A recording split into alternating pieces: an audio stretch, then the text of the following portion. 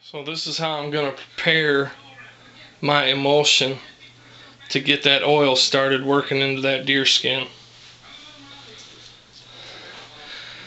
I'm going to take a half bar of ivory soap and grate it up fine into this bucket.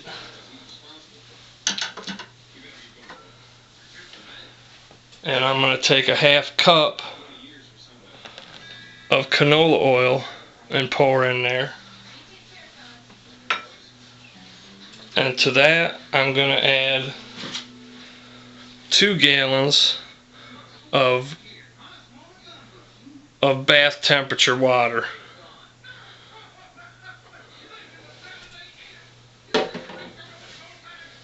Or shower temperature water if you take showers like me instead of baths.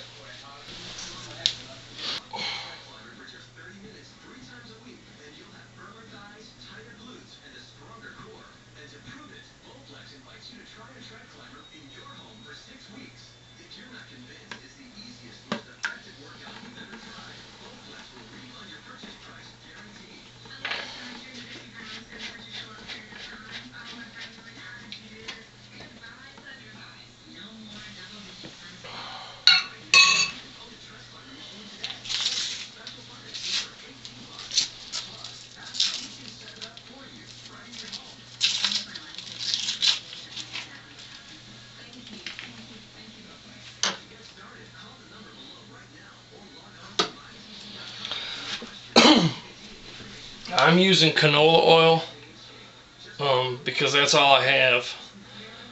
The recommended oil is neat's foot oil.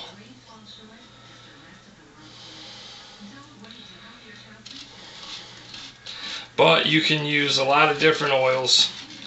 The only oil I was told, or what I read, to stay away from was petroleum-based oils, because they break down into solvents over time, and that can cause problems with your leather in the long run. I was originally going to use tallow from the same deer I harvested that skin from, but tallow is a heavy oil, and it would be a little tougher working it in, and you'd end up with a much heavier leather, and that's not quite what I'm looking for.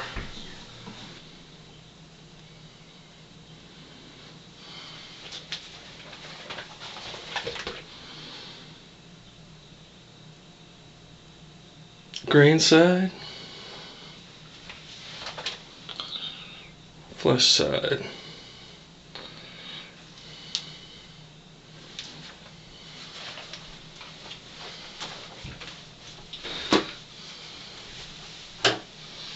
Here's that emulsion I showed you.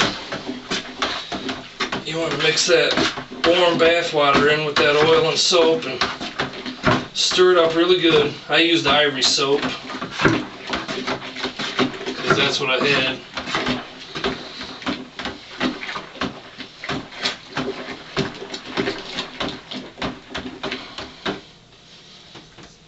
But the idea here is to get that oil to mix in with that water real good.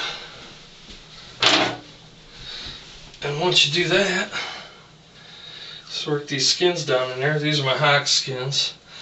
These are real delicate, so I'm not going to stretch them a lot because they might tear. I tore this one just taking it off the board that I had them drying on. They're very thin. But just stick it down in there. Work it around a little bit. Try and loosen it up. And get that soap and oil to start working into the skin.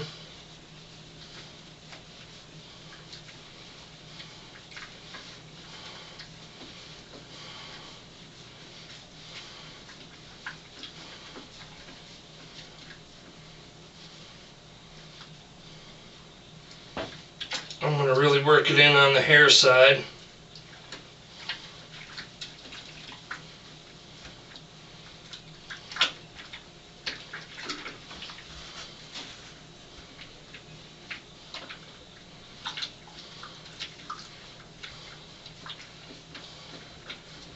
Just kind of squeeze it and stretch it, pull it, rub it.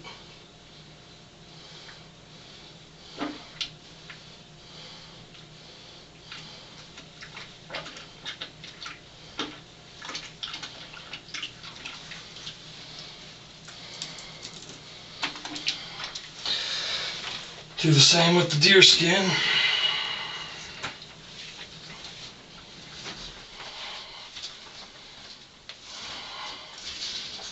I'm going to start up here at the neck and just slowly work it down in there.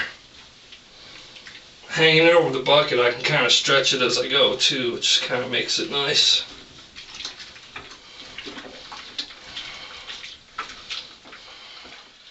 Alright, I got it all worked down in there. Now I'm just going to keep kind of sloshing it around and squeezing it and pulling it and stretching it to try and get as much of that soapy, oily water worked into it as possible.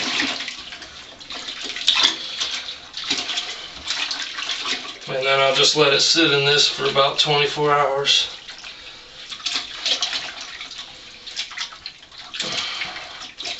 Then I'll pull it out.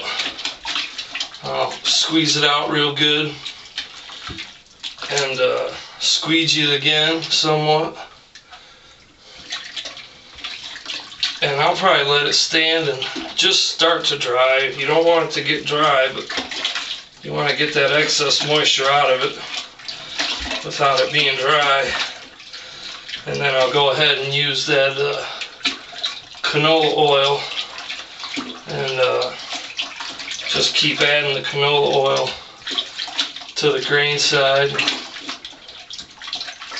maybe a little bit to the flesh side, and just keep working it until it's dry, and it'll be finished. It'll be ready to use with any luck. Let's see, I got that soapy oil worked in there real good.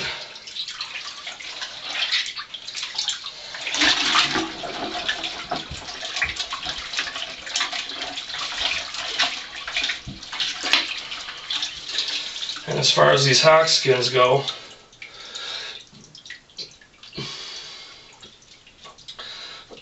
I'll probably just put them between the towel and pat them dry, squeeze them off, get that excess water out. And I'll just put a thin coat of oil on the flesh side here and work that in, because I got the hair over here, so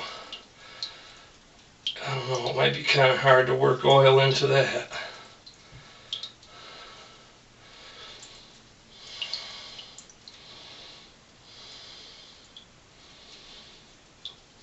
You can see those hawk skins seem to have turned out fairly well, and they didn't take too much of that tannin. I mean, this here was white and now it's off-white.